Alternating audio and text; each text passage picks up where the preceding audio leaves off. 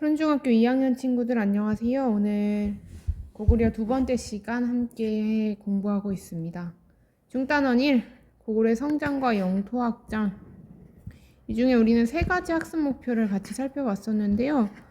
첫째, 고구려의 건국과 성장 과정, 그리고 소수림왕이 어떻게 국가체제를 정비했는지에 대해서 지난 시간에 함께 살펴봤었죠. 그리고 우리는 오늘 광개토대왕과 장수왕 때 확장된 영토를 지도에서 나타내는 것을 함께 배우게 됩니다. 오늘 우리는 그러니까 왕 2명을 함께 배우게 되는데 광개토대왕의 업적 그리고 장수왕의 업적에 대해서 배우게 된다라는 내용 기억해 주시면 될 것 같습니다. 자, 그럼 오늘 배울 우리의 페이지로 한번 넘어가 보도록 하겠습니다.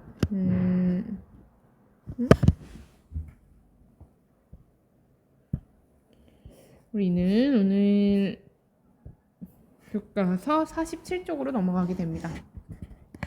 자, 교과서 47쪽이고요. 교과서 47쪽에 함께 교과서 읽어가면서 선생님이랑 또 같이 필기해 가면서 학습해 보도록 하겠습니다. 자, 3. 광개토대왕과 장수왕 영토를 넓히다. 그러니까 우리는 왕 2명에 대해서 배운다 얘들아. 첫째, 광개토대왕. 그리고 둘째, 장수왕에 대해서 배웁니다. 자, 광개토대왕과 장수왕에 대해서 이야기하기 위해서 우리 지난 시간에 배웠던 왕에 대해서 언급하지 않을 수가 없습니다. 자, 기억을 조금만 더듬어 볼게요, 얘들아. 4세기였습니다. 4세기는 우리 백제가 전성기, 가장 힘이 강했던 시기였고요.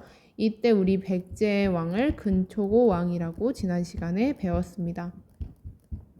이 백제 근초고 왕이 국가의 힘을 마구마구 키워서 고구려를 공격해 오는데 이때 고구려의 왕이 싸움에서 전사하게 됩니다. 그 전사했던 왕이 바로 고국 원왕입니다. 고구려의 왕입니다. 고구려의 원왕이 아이고 원통하다 하면서 죽었습니다. 얘들아, 선생님 이야기했지. 지금 시대는 중앙 집권 국가야. 왕에게 권력이 모여있는 시기였기 때문에 전쟁에서 왕이 죽는다는 것은 엄청난 국가적인 위기였습니다. 이 국가적인 위기를 극복했던 고구려의 왕, 바로 고구려를 열심히 수리했던 소수림왕이었습니다. 이 소수림왕이 고구려를 열심히 다시 재건하게 되는데 이 소수림왕이 실시했던 정책 3가지가 있습니다. 뭐였죠? 그렇죠. 불교 수용, 두 번째 태학 설립, 그리고 마지막 율령 반포. 이렇게 3가지였습니다. 잘 기억 안 나는 친구들, 선생님 지금 글씨 안 썼지? 지난 시간에 했던 내용들 다시 한번 복습하고 와주세요. 이런 소수림왕의 나라에 재건하기 위한 여러 가지 노력들을 기반으로 이제는 바로 고구려가 전성기를 맞이하게 됩니다. 선생님이 아까부터 자꾸 전성기라는 이야기 계속하고 있는데 얘들아, 전성기는 그 국가의 힘이 가장 강했던 때를 말하는 거야. 그 국가의 힘이 가장 강했던 때. 그런데 이 국가의 힘이 가장 강할 때 나타나는 공통적인 특징이 있어. 어떤 것들이 있을까요? 바로 권력이 왕에게 집중됩니다. 왕의 권력이 강하면 강할수록 그 나라가 바로 전성기를 맞이했다라고 우리는 이야기하고요. 또 한 가지 중요한 특징이 있습니다. 바로 한반도에서, 이거 한반도야. 한반도에서 중요한 어떤 지역을 차지하게 돼. 정복 전쟁을 통해서. 바로 그 지역은 한강입니다. 한강 유역을 차지하는 국가가 바로 그 시기가 바로 그 국가의 전성기다라고 이야기할 수 있습니다. 우리는 제일 처음 고구려의 전성기를 배우게 되는데요. 고구려의 전성기는 시대는 5세기. 5세기니까 얘들아 몇 년도부터야? 400년도부터 시작해서 499년도까지. 이때 고구려가 한강 유역을 차지하게 되는 거야. 이 5세기의 고구려가 어떤 모습으로 성장하게 되는지 우리 함께 교과서 읽으면서 살펴보도록 하겠습니다. 자, 우리 다시 광개토대왕과 장수왕에 대해서 이야기 시작해 봅니다. 제일 처음 광개토대왕의 영토 확장입니다. 4세기 말 광개토대왕은 소수림왕의 체제 정비를 바탕으로 대대적인 정복 사업을 벌여나갔다. 정복이라고 하면 땅을 차지하는 걸 말하죠. 소스리왕이 나라를 열심히 수리해 놨기 때문에 이 소스리왕의 체제 정비를 바탕으로 해서 광개토대왕이 넓은 땅을 차지할 수 있게 되는 겁니다. 그 결과 삼국 간의 경쟁은 더욱 치열해졌다. 여기서 말하는 삼국은 누구야? 고구려, 백제, 그리고 신라입니다. 광개토대왕은 백제를 공격하여 한강 이북의 땅을 차지하고 신라에 침입한 왜군을 격퇴하여 신라에 대한 영향력을 확대하면서 가야에도 큰 타격을 주었다. 지금 선생님이 읽은 이 한 문장이 굉장히 중요한 문장이라서 그냥 넘어가지 않고 같이 한번 살펴보도록 할게요. 광개토대왕의 업적입니다. 첫째, 1번 여러분도 교과서에 표시해 놓으세요. 누구를 공격해? 백제를 공격해서 어디를 차지해? 한강 이북 땅을 차지했다고 합니다. 한강 이북 땅은 한강이 아니야? 아직 한강은 아니야 얘들아. 이 한강은 광개토대왕 다음 때 왕인 장소왕이 차지할 거야. 오늘은 광개토대왕이 한강 이북 땅까지만 차지했다라는 거 기억해 주세요. 어쨌든 그러면 한강 이북 땅은 원래 누가 가지고 있었던 거야? 그렇지, 백제를 공격해서 얻은 거니까 원래 백제가 한강 이북 땅을 비롯한 한강 유역을 차지하고 있었다. 그치? 그래서 우리는 4세기가 백제의 전성기라고 이야기하는 거야. 이 4세기에는 백제가 제일 처음으로 한강 유역을 차지하고 있었기 때문입니다. 자, 두 번째. 광개토대왕이 또 어떤 일을 했죠? 두 번째. 신라에 침입한 왜군을 격퇴하여 신라에 대한 영향력을 확보했다. 여기까지가 하나야. 그러니까 이게 상황이 어떤 상황이었냐면 여기서 왜라 하면 일본을 말하는 거죠. 일본 군사들이 신라를 공격해 들어왔어. 그래서 신라에 있는 왕이 광개토대왕한테 광개토대왕님 도와주세요. 지금 왜가 우리나라를 침범해서 우리가 너무 힘들어요 라고 하자 광개토대왕이 신라의 군대를 파견해서 이 왜군을 몰아내 줍니다. 그러면 우리는 알 수 있지. 신라와 고구려는 어떤 관계야? 그렇지, 나쁘지 않은 관계야. 좋은 관계야. 그렇지만 얘들아, 세상의 모든 일에는, 특히 나라 간의 모든 일에는 공짜로 주는 게 없지. 광개토대왕이 신라를 도와줘서 이렇게 왜군을 격퇴했다면 당연히 신라에 대해서 광개토대왕이 왈가왈부할 수 있는 권한이 생기게 됩니다. 그걸 우리는 교과서에서 신라에 대한 영향력을 확대했다 라고 이야기합니다. 그리고 한 가지 더 있습니다. 신라에 있는 왜군을 격퇴하면서 그 옆에 있었던 왜와 일본과 친했던 국가 하나를 더 공격해 들어가는데 그것이 바로 가야입니다. 가야에도 큰 타격을 주었다.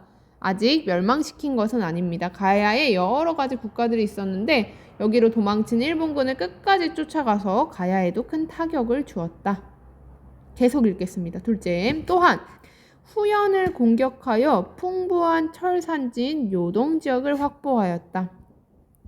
광개토대왕의 네 번째 영토 확장이죠. 후연이라는 중국에 있는 국가인데요. 여러분 약간 낯설어요. 그냥 이름만 들어놓으세요.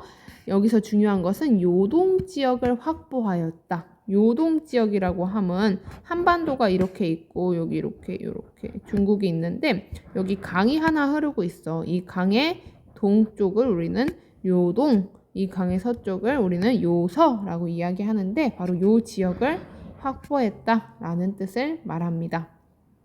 이렇게 넓게는 아니고 요 정도? 요 정도를 확보했다라는 내용입니다. 그리고 다섯 번째, 그리고 또 어디를 정복했어? 부여와 숙신을 굴복시켜 만주 일대의 광대한 영토를 차지하였다. 만주는 어디야? 그렇지, 바로 여기. 한반도 위쪽에 넓은 벌판을 말합니다. 그래서 나온 가사가 있지 얘들아. 한국을 빛낸 위인들 노래 알지? 만주 벌판 달려라. 광개토대왕 나와야 돼. 광개토대왕이 그래서 바로 요 만주 벌판을 열심히 달렸다. 광개토대왕의 업적. 부여와 숙신. 숙신이라는 민족이야 얘들아. 여기 유목민족 이름이야. 이들을 굴복시켜서 만주 일대 광대한 영토를 차지하였다. 이렇게 대제국을 건설한 광개토대왕은 넓은 영토를 차지했던 왕은 영락이라는 연호를 사용하여 고구려가 중국과 대등한 국가라는 자신감을 표현하였다. 이 문장에 대해 선생님이 조금 설명이 필요한데 연호라고 하는 말은 얘들아 연을 부르는 말이야. 연이 뭐야? 이 연이 뭐냐면 2014년, 뭐 2015년, 2020년이라고 하잖아, 얘들아. 이 연을 숫자로 부르는 게 아니라 옛날에는 그 국가에서 지정한 이름으로 불렀어. 그런데 동아시아에는 가장 강력했던 국가가 있었지. 바로 중국이었어. 중국이 그 해를 부르는 말을 땅땅땅 하고 지정하잖아? 그럼 주변에 있는 국가들은 중국이 지정한 그 연호를 다 따라서 썼던 거야. 그런데 이제는 누가? 고구려가 야, 우리 니네가 정해준 연호 안 쓸 거야. 이젠 누가 정해? 이제는 내가 정한 우리의 스스로의 독자적인 연호를 사용할 거야. 그건 바로 영락이야 라고 이야기하면서 영락이라는 연호를 사용하였다. 그 말은 즉슨 이제 고구려도 누구랑 대등해? 중국 너네 아래에 있는 국가가 아니고 우리도 이제 너희와 대등한 국가야, 동등한 국가야 라는 자신감을 표현했다 라는 것을 연호 사용이라는 문장을 통해서 추론할 수 있습니다. 자, 우리 지금까지 광개토대왕의 업적을 열심히 살펴봤다, 얘들아. 그치? 광개토대왕의 업적의 가장 중요한 핵심 키워드는 뭐야? 영토 확장이야. 제목에 써있지. 이 광개토대왕이 어떤 영토를 확장했는지 정확히 아는 것이 참 중요합니다. 그 광개토대왕의 영토 확장에 대해서 교과서에서는 사료로 이야기해주고 있어. 교과서 47쪽 아래쪽으로 넘어가 볼게. 가나다 세 개의 사료가 나오는데 이 사료는 진짜 어렵지 않아, 얘들아. 사료에 나오는 중요한 단어만 정확하게 파악하면 여러분이 충분히 풀 수 있습니다. 자, 왕이 가볼게요. 왕이 패수해서 백제를 크게 대패시키고 8천여 명을 사로잡았다 라는 내용이 삼국사기라는 역사책이 실려있대. 여기서 말하는 왕은 당연히 광개토 대왕이야. 이 왕이 패수라는 한강 위쪽에 있는 지금은 사라진 강에서 백제를 크게 대패시켰다. 크게 백제에 싸워서 이겼다. 그러니까 이건 아까 우리 교과서에서 본 문장 중에 어떤 문장이랑 동일해? 그렇지. 백제를 정복해서 한강 이북 지역을 차지하였다 라는 내용과 동등하게 됩니다.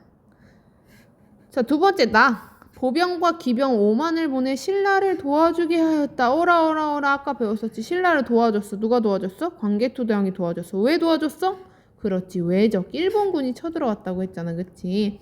이 일본군은 누구랑 친해, 얘들아? 이 일본군은 백제랑 친해. 그리고 백제 옆에 있던 가야랑 또 친해. 그래서 이 일본 백제 가야가 신라에 대항해서 싸우고 있는 거였어.